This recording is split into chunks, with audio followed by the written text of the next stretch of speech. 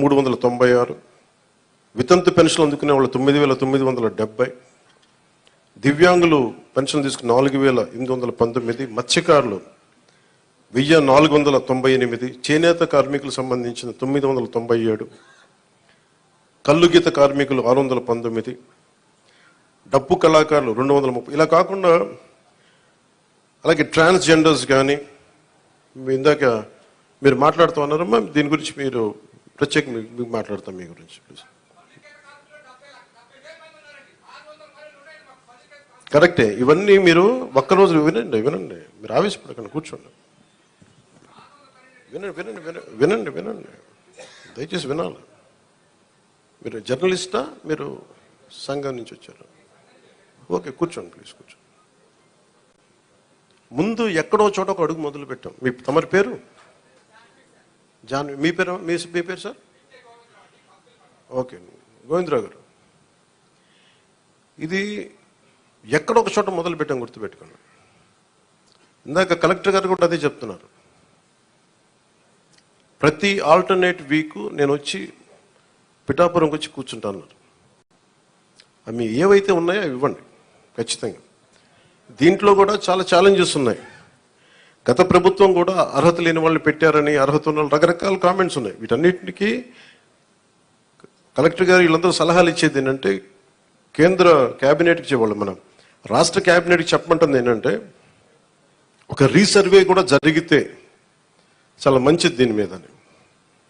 ఖచ్చితంగా కలెక్టర్ షాన్ మోహన్ గారు చెప్పిన ఈ సలహాని రాష్ట్ర క్యాబినెట్ ముందు ఖచ్చితంగా గౌరవ ముఖ్యమంత్రి చంద్రబాబు గారి దగ్గర దృష్టిలో కూడా పెడతాం. అది కేంద్ర క్యాబినెట్లో, రాష్ట్ర క్యాబినెట్లో మేము చర్చిస్తాం.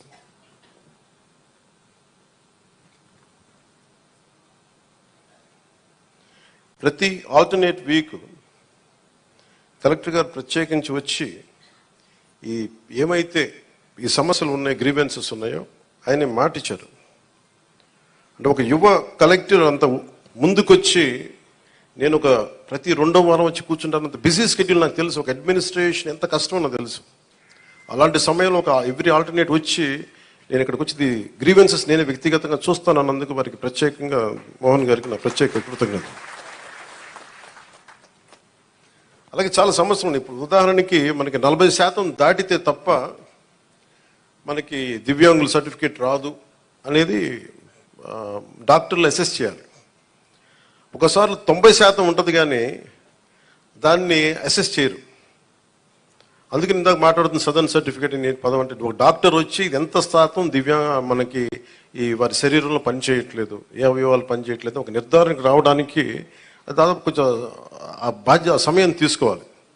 దీన్ని నడిపే నాయకత్వం కానీ వ్యవస్థ కానీ అన్నీ ఉన్నాయంటే ఉన్నాయి, కానీ నిర్వీర్యంగా ఉన్నాయి, కొంత జోష్తో పనిచేయట్లేదు. మేమందరం ఎందుకున్నామంటే ఇక్కడ ఈ రోజున కూర్చోబెట్టి ప్రతి గంట ఈ రాష్ట్ర అభివృద్ధి కోసం పనిచేయడానికి, ప్రజా సంక్షేమం పనిచేయడం కోసమే ఉన్నాం. ఎందుకంటే మేము విజయయాత్రలు చేయడానికి నేను లేను ఇక్కడ. ముఖ్యంగా నాకు సంబంధించినంత వరకు నేను పిఠాపురానికి సంబంధించి పిఠాపురం నీటి సమస్య తీర్చాలి, ముందు కనీస రక్షిత మంచినీరు ఇవ్వగలగాలి, అట్లీస్ట్ ఒక ఎమ్మెల్యేగా నా కనీస బాధ్యత, ఉపాధి అవకాశాలు తీసుకురావాలి.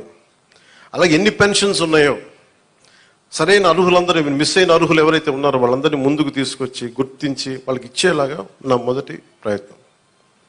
అలాగే ఏవైతే మనకి ఈ సమస్యలు అయితే ఉన్నాయో, మనకి వ్యవసాయం సంబంధించి కానీ, కాలువల పూడికలు కానీ, అలాగే ఇప్పుడు చూస్తున్నారు బయట ఆ డయేరియా మనకి డ్రైవ్ చేస్తున్నారు ఇప్పటి నుంచి ఆగస్టు దాకా. ఎందుకంటే చాలామంది శుభ్రంగా పారిశుద్ధ్యం పరిస్థితులు లేకపోవడం వల్ల. నేను పంచాయతీరాజ్ శాఖ మన మీటింగ్లో కూర్చొని ఉంటే చాలా అద్భుతమైన వ్యక్తులు ఉన్నారు, అడ్వైజర్స్గా ఒక్కొక్కరు కూర్చొని ఎంత గొప్పగా చేస్తున్నారంటే, కాకపోతే వాళ్ళ సమర్థతని ప్రతిభని ఉపయోగించుకోవడం మనకు తెలియట్లా. అందుకే నేనేం చెప్పానంటే, ముందు మన పిఠాపురం రాష్ట్రం మొత్తం అమలు చేయడానికంటే ముందే మన మండలాల్లో, మన కొత్తపల్లి ఉప్పాడ మండలం కానీ, మిగతా మనకి గొల్లప్రోలు మండలం కానీ, ఇక్కడ మనకున్న మండలాల్లో ఎక్కడో చోట కొన్ని పర్టికులర్ గ్రామాల పంచాయతీలను సెలెక్ట్ చేసి అసలు పారిశుద్ధపు సమస్య తీసేలాగా ఉండాలి. అది ఫస్ట్ నా ప్రయారిటీ. అది కనీసం రక్షిత మంచినీరు, కనీసం పారిశుద్ధ్య శుభ్రత ఉండేలాగా. సో ఆ ప్రయత్నంగా ముందు మేము అడుగులు ఇస్తాం. నేను చెప్పాను, ముందు విజయయాత్ర పెట్టమన్నారు రాగానే. నేను చెప్పాను, నాకు ఒక్క ప్రజల్ని ఇబ్బంది పెట్టే సమస్య కానీ, పని చేయాల్సిన పోలీస్ వ్యవస్థకి అదనంగా మళ్ళీ బందోబస్తు డ్యూటీ చేసి బరువు పెట్టే బాధ్యత కానీ పెట్టకండి. వాళ్ళు పని చేయాలి, వాళ్ళు ప్రజల కోసం పని చేయాలి. ఎంతసేపు కూర్చోబెట్టి మనం గత సంవత్సరాలుగా నలిగిపోయాం. ప్రతిసారి నేను రోడ్డు మీదకి వచ్చినప్పుడు ఎంత నలిగిపోతారో నాకు తెలుసు. అందుకని ఈ విజయయాత్రలు ఇవన్నీ పక్కన పెట్టి మీకు నేను పని చేసి పిఠాపురం నా సోదరులందరికీ, ఆడపడుచులకి, అన్నదమ్ములందరికీ నేను పని చేసి మరి అప్పుడు విజయయాత్ర చేస్తే నాకు ఒక తృప్తి ఉంటుంది. గెలిచినందుకు నాకు ఆనందం లేదు. పని చేసి మీ మన్నన పొందిన తర్వాత నాకు అప్పుడు ఆనందం వస్తుంది.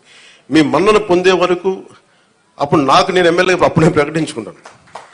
ఇప్పుడు మీరు అంటే నాకు హై స్టాండర్డ్స్ పెట్టుకుంటాను. నాకు చాలా హై స్టాండర్డ్స్ పెట్టుకుంటాను. నేను పని చేసే వరకు కొన్ని వదలను. ఇంకా నాకు పిఠాపురాన్ని నేను మీకు మాటిస్తున్నాను, భారతదేశంలో అత్యంత మోడల్ నియోజకవర్గంగా చెయ్యాలి అని ఒక ఆకాంక్ష ఉంది. ఎందుకంటే పెద్ద పెద్ద పరిశ్రమలు రావాలి, ఇక్కడ కాలుష్యం లేని పరిశ్రమలు ముఖ్యంగా రావాలి, అవన్నీ తీసుకురావాలి. ఇక్కడ నుంచి విదేశాలకు ఎవరికైనా ట్రైనింగ్ వెళ్ళాలంటే విదేశాలకు ఇక్కడ ట్రైనింగ్ ఇప్పించి రకరకాల వృత్తి కోర్సుల ద్వారా కొంతమంది పంపించాలి. ఇక్కడి నుంచి చాలా విభిన్నమైన ఎక్స్పర్ట్స్తో మాట్లాడుతాను, వాళ్ళందరికీ ఇక్కడ రావాలి, తీసుకొస్తాను. అందుకే నేను ఈ రోజున కూడా చెప్పాను, ప్రజలకు అందుబాటులో ఉండండి. నా ఆఫీస్ కూడా చెప్పాను, ముందు నా సేఫ్టీ కోసం పోలీస్ మన సెక్యూరిటీ నామ్స్ ప్రకారం కంచె అవన్నీ తీసేసి